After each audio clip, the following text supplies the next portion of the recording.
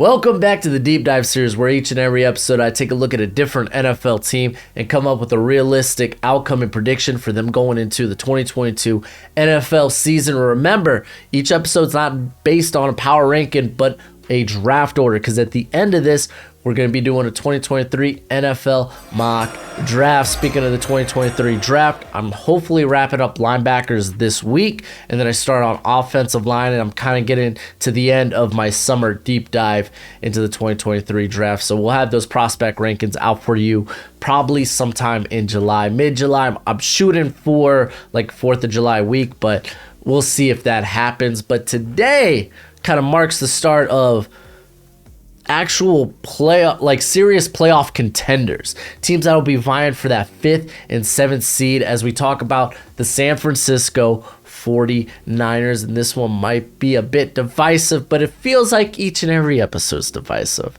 Let's go ahead, talk about the offense. What's crack-a-lackin'? It's your boy Broshmo, just in case you did not know. So, talking about the offense, this is a Kyle Shanahan ran team. He is the one making the play calls, but he's got two OCs, kind of, sort of. These are guys that are former game plan specialists in Chris Forster and Bobby Slowick.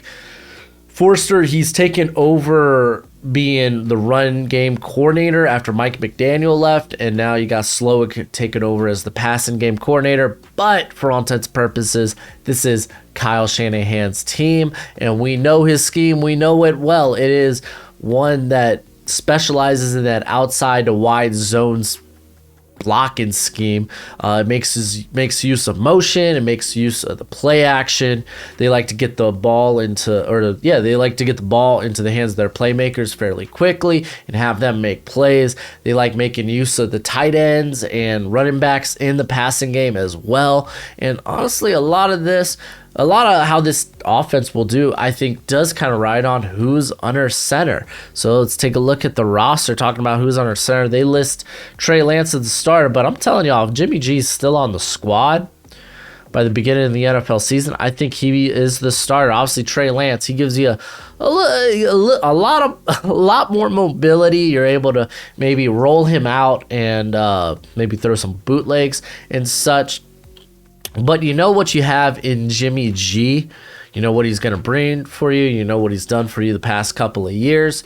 So I think if he's still on the roster, he ends up being the starter, at least at the beginning of the year. As we know, this team didn't start out hot last year. Started the season 3-5. It was really, they got hot at the end of the year. They were 6-6. Vying for a spot in the playoffs at that point, and the end of the year strong and hot. The end of the year 4-1, and that's why I kind of have questions, because the big question is who's the quarterback and how will they look? Because Trey Lance, is he ready? Is he ready to take that next step? It was kind of a mixed bag last year, but I thought he missed some throws. He missed open guys last year, but you saw the arm talent. You saw just what he can do as a runner. So it's like, sky's the limit for this cat. But Jimmy G, he's a little bit more of that, closer to that high floor. Like, we know what we're going to get out of him. They do replace some guys along the offensive line, like some important guys in Alex Mack and Lincoln Tomlinson, as now Aaron Banks is going to take up that role at left guard. At least I assume. They drafted him like he will, because he was a second rounder back in 2021. I don't think he saw many snaps last year. Hardly any, probably. I think it was 5 technically on offense. So yeah, not a lot. So it's really, you don't know what you got, what you have there going into this season, because they drafted him the second round. I think I had him as like a early day 3, 4th rounder. So kind of a reach from my perspective, but a guy that does fit the system. Alex Mack, you're replacing him with a guy that is really didn't see much football till I can't even say last year, because last year he was just a reserve, and Jake Brendel. I'm actually kind of excited for Donovan West and actually Jason Poe. Those were two of my favorite UDFA pickups. They're phenomenal fits for this offense. And I think if things go right, Donovan West is your starter at center. Brendel, the dude's been in the NFL kind of for a while. He was with the Dolphins for like his first 3 seasons, but I think the center might be a problem position there. Daniel Brunskill, that's where he played last year at right guard. He had over 1,200 snaps. Obviously Trent Williams, probably the best OT in the game right now. You got Mike McGlinchey. Hopefully he can stay healthy. They had to call upon Tom Compton last year at right tackle, and it's not like you have, like, if McGlinchey goes down, like who are you starting? Like maybe Jalen Moore, but they have him listed here as guard. But I think he can play right tackle. I don't want to see Nick Z. He wasn't a guy I was high on. I had him as undraftable. Ends up going to the 6th round. Dude, I wasn't that high on. There are actually good depth pieces with, like, Spencer Burford. I think is a phenomenal fit, but a guy you don't want to see the field immediately. Like, actually, Colton McKivitz is a very good depth piece. So if one of the tackles were to go down, I think that's probably the guy that'll get the call. But yeah, I don't feel great about the left guard or the center position. Actually, I don't mind Aaron Banks. So I think Aaron Banks is gonna be fine. It's Jake Brendel. If anything, Donovan West, man. I'm really hoping it's Donovan West that ends up being the starter. I imagine he makes the team as a UDFA. Like, I was surprised that cat wasn't even drafted. But we talked about, like, the playmakers, right? That they're kind of ideal. You got Brandon Ayuk, who came on like after a rough start to the season. He really came on, and obviously Deebo Samuel, freaking monster. Dude has had injury concerns in the past, but he was healthy last year, played pretty darn well.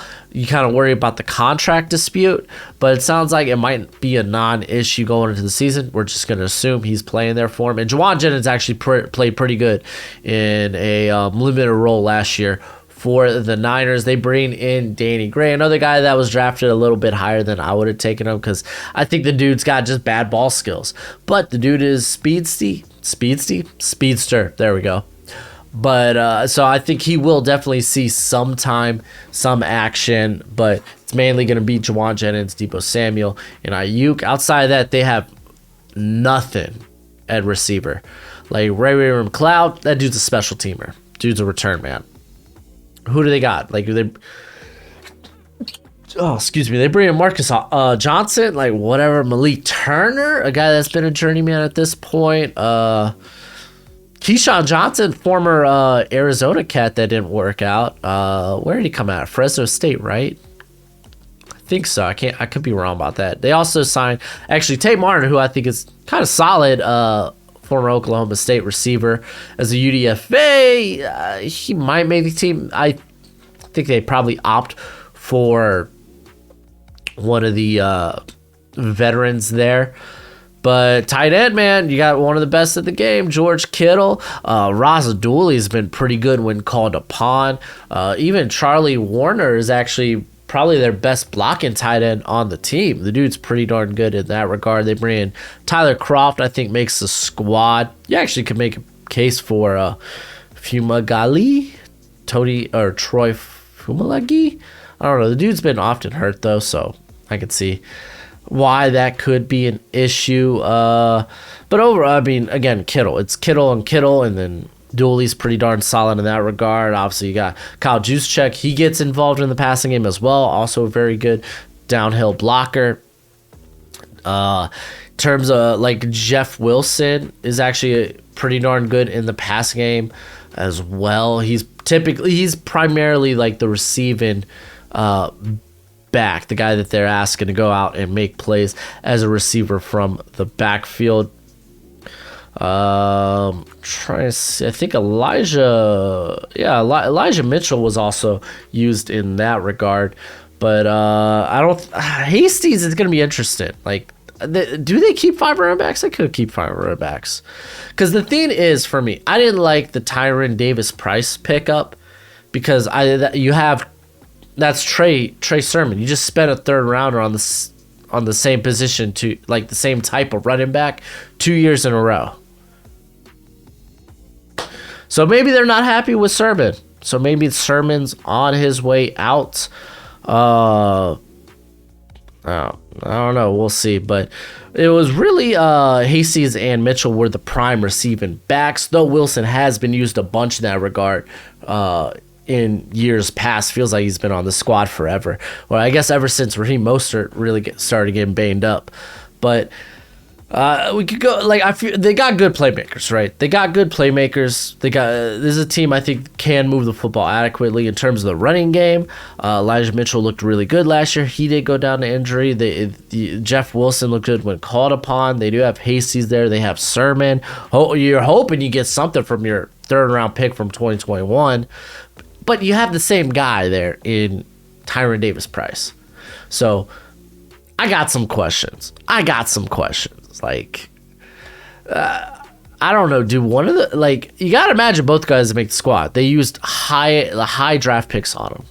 So I don't know. I wouldn't have gone running back. People try to justify it. I don't think you can, unless you think this dude's an upgrade from Sermon. You're gonna move on from Sermon, because at that point you're just saying, yeah, no, he was a mistake in the third round in 2021. Then it's like, okay, whatever. But I think the offense, like, you know what you're going to get. You know, this is Shanahan offense. This is a team that's going to be able to move the football efficiently. Are they going to be good finishers when they get into scoring position? Not even necessarily the red zone, but scoring position. That's a good question. Hopefully injuries don't hit. This team's always had at least last couple of years, a knack for the injury bug. But I think let's go over the defense. I think the defense is a bit more fascinating, based on some of their additions. So the defense, the DC is D'Amico Ryans. You remember when that boy was playing for Houston? He played a little bit for Philly too, I think. But man, that's so crazy seeing him be a DC now. But he runs your base 3-4 or 4-3, with a lot of cover 3. Like, he preaches to this secondary, like, know your assignment, not just knowing your assignment, but know everyone else's as well. And you see this with the Niners. They're so fluent when passing off zone assignments before actually matching to receivers. And you know what? Fred Warner's been a large part of the success here. And you can even throw a little bit of that to Dre Greenlaw, who feels so underrated in this league. But Fred Warner, man, is a monster. This cat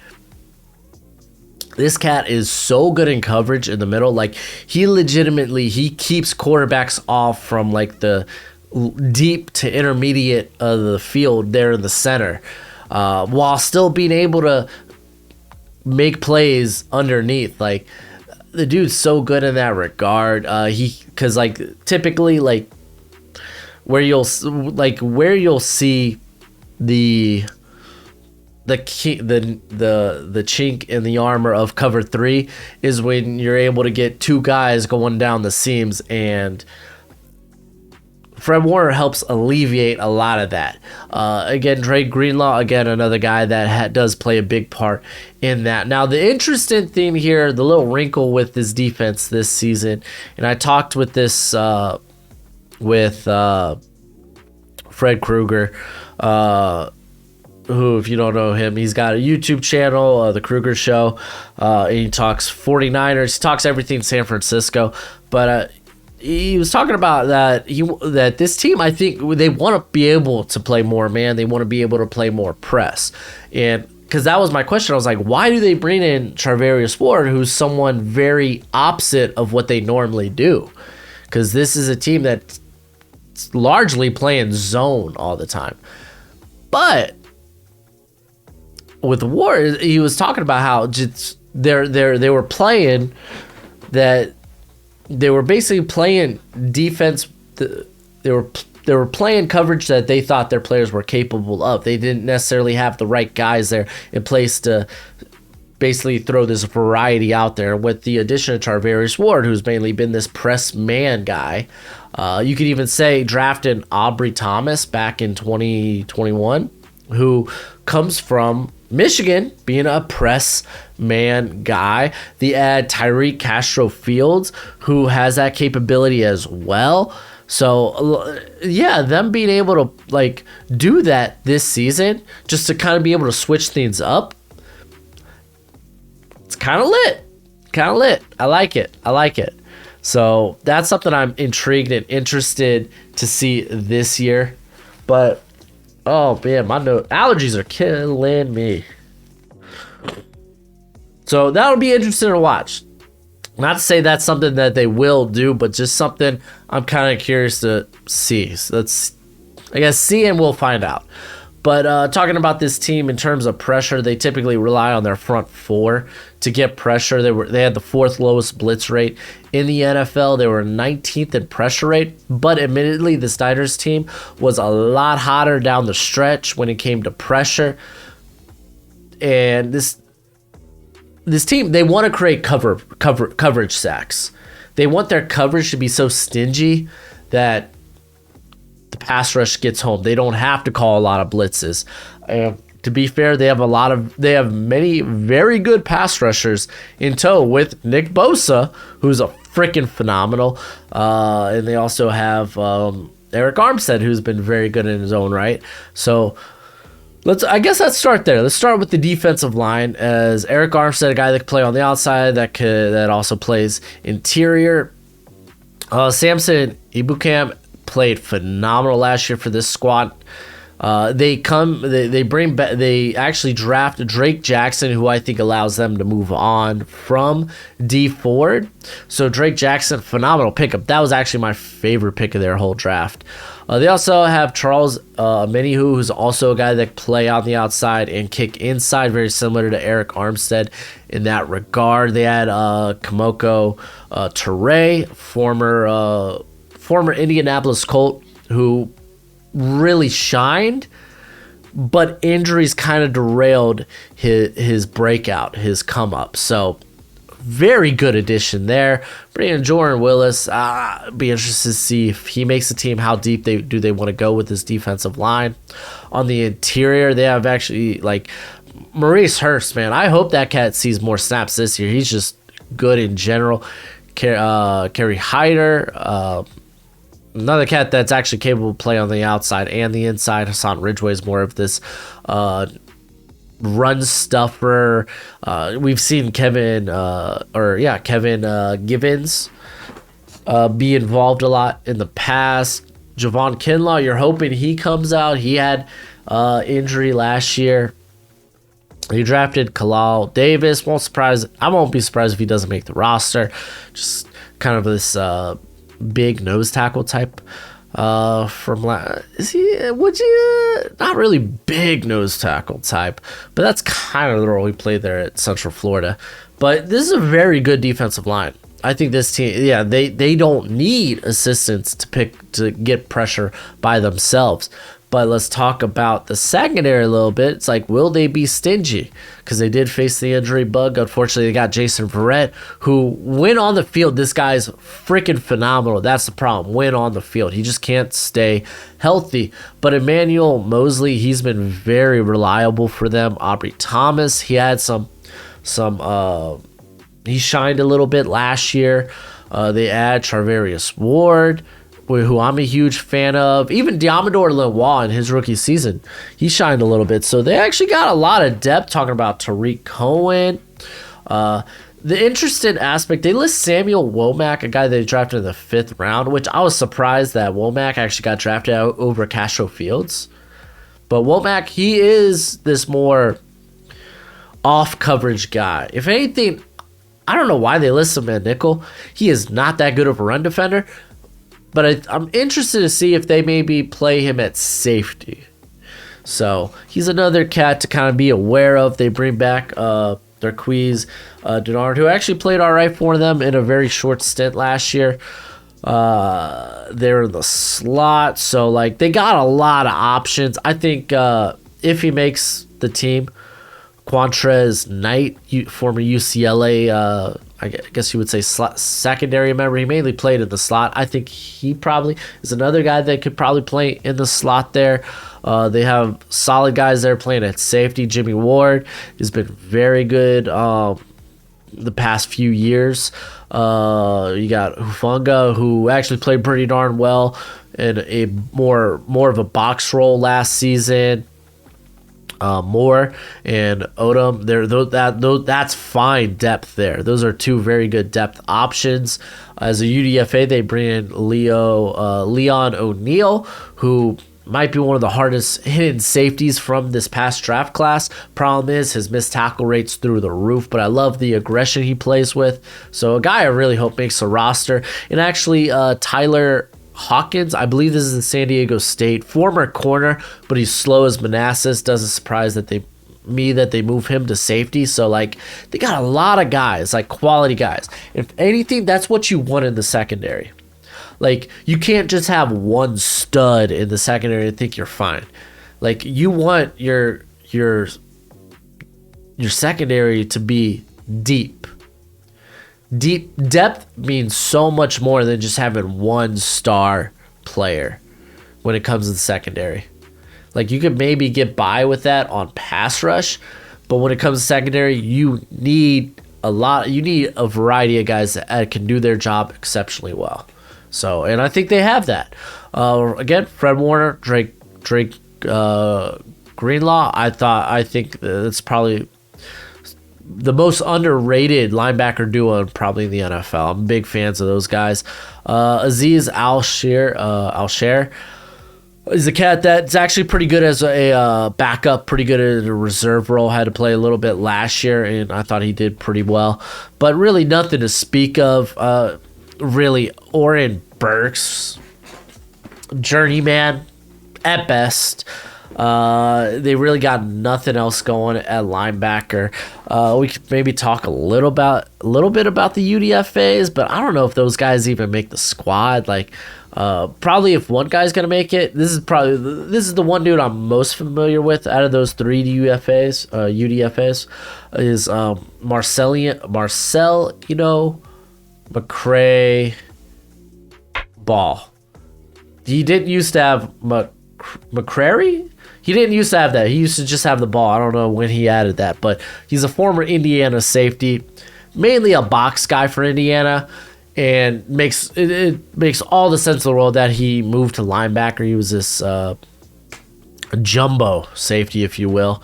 And Jeremiah Gemmel, I didn't really like this is the North Carolina cat. I didn't really like much of his tape. It didn't surprise me that he ended up going UDFA.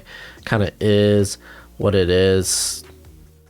But the defense, I feel really good about this defense. The thing is, the pass rush just wasn't hitting home early on in games. And they were a hot team down the stretch. And when we're talking about like massive additions, the only addition we're talking about here really is it's Ward. That's it. This team that goes for the whole team included. Like okay, they drafted Drake Jackson, but even then, I think his role, he might be a 400 to 500 snap guy this season. But it's really, they only added Ward. That's about it. To be fair, I mean, defensively, I don't think you really needed to add too much. Just, I like that they added coverage and pass rush. That shows me that your priorities are straight. But when it comes to the offensive line, they really just lost stuff. Like, they lost Lincoln Tomlinson. That's a huge loss. Alex Mack retiring. That sucks. And now you replace him with a very unproven, kind of a journeyman, kind of, sort of. Unproven journeyman. That's words you don't want to hear.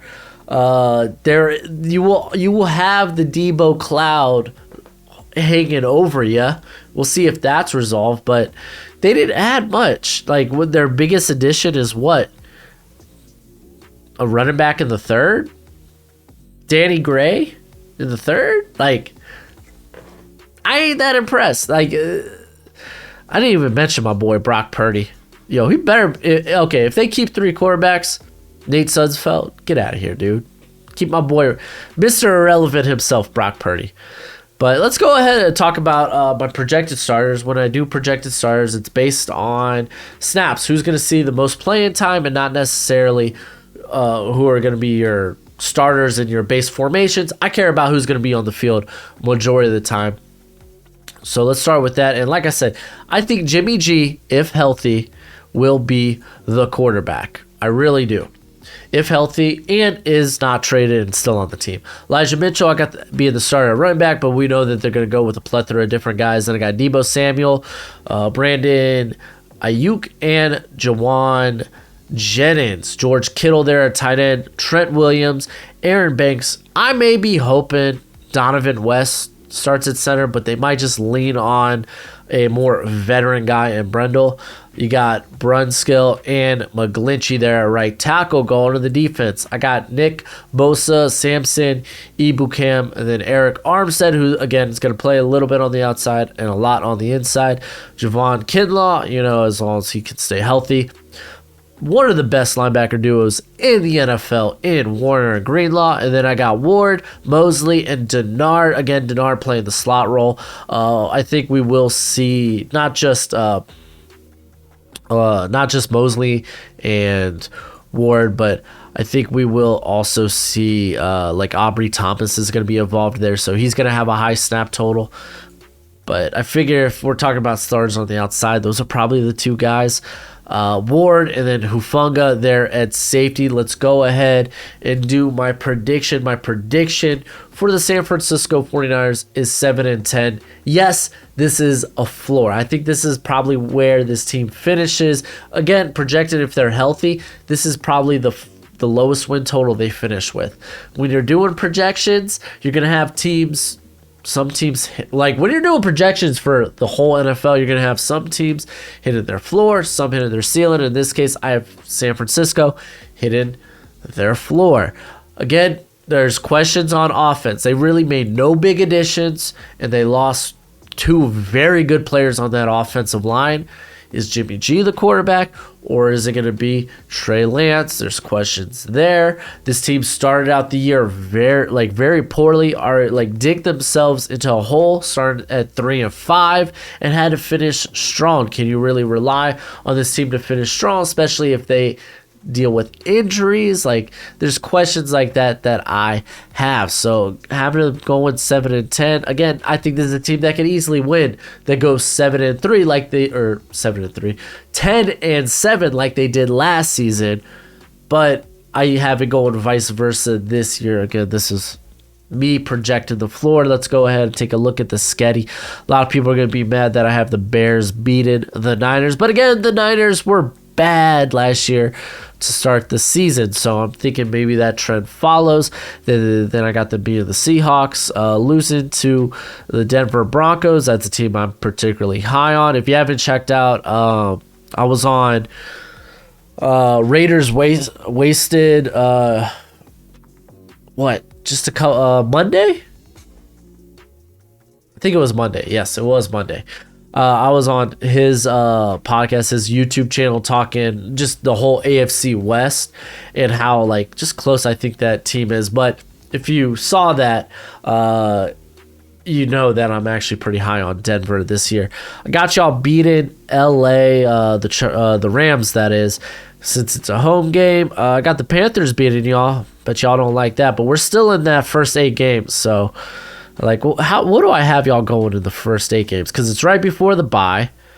So we got 1, 2. So I got y'all with the same record, 3-5, going into the bye, as y'all were last year, 3-5.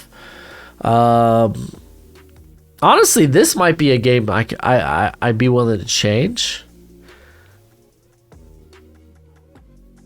I don't think I can change that now because it'll affect all kinds of things in my projections. So, too bad. Too late. This is all set in stone.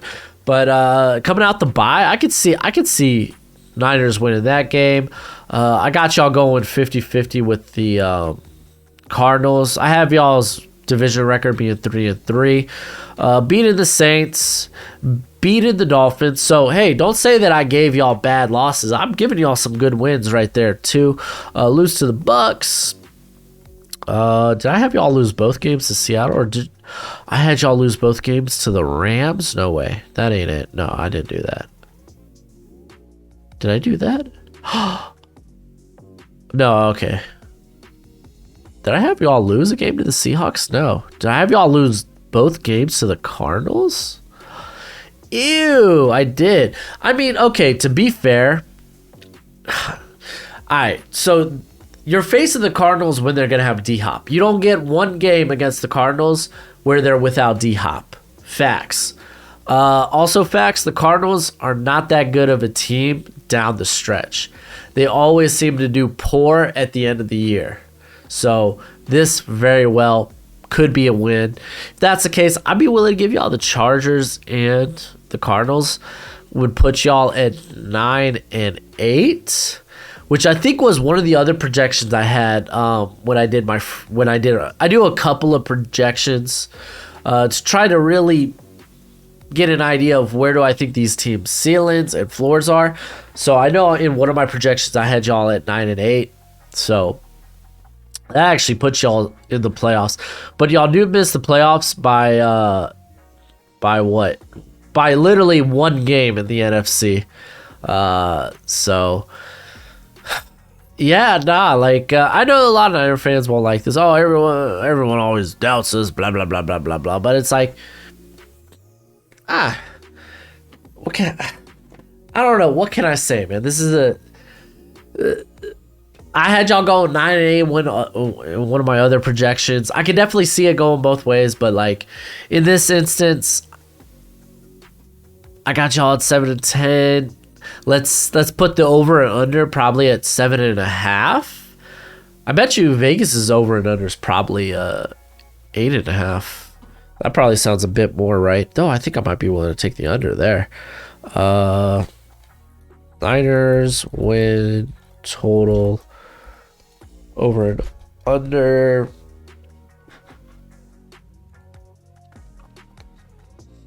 All right. Wow.